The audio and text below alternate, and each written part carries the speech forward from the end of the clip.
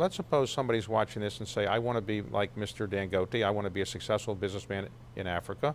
What are the attributes, or anywhere, what are the attributes that you think you have brought to the table which make you successful? Is it intelligence, hard work, persistence, all of those things? What would you say are the most important attributes? I think the most important one, number one, David, if you are going into any business, you must understand the business A to Z. You must know that business.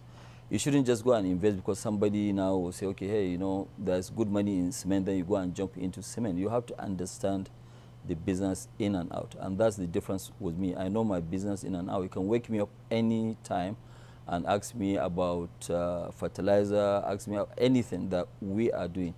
And the other one is really to work very hard, and you have to have the tenacity of continuing to, you know, you have some hiccups here and there, but you have to be focused in terms of what you are doing. Now, I've known you for a while, and I never seem to get you to yell or scream, or you seem very low-key. You don't use the technique of yelling and screaming at people, or you're just very low-key and even-keeled. To what do you attribute that, or am I wrong? I think, no, you're not wrong. That's my nature. I'm very quiet, and I'm very, very calm. I get upset sometimes when people try to be, you know, either to outsmart me or I don't like people who will not tell me the truth. I always like people to look at me through, you know, and tell me the truth. So are you investing any in the United States?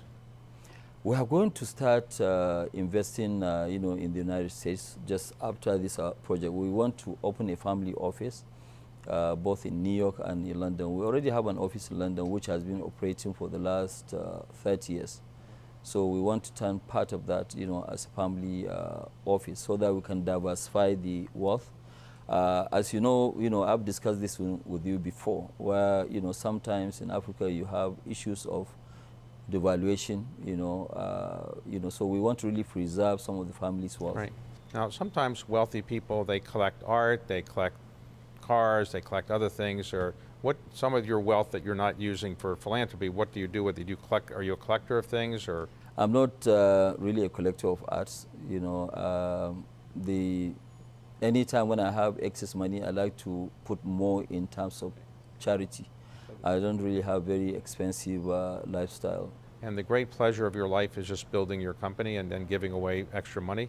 That's my greatest pleasure in life.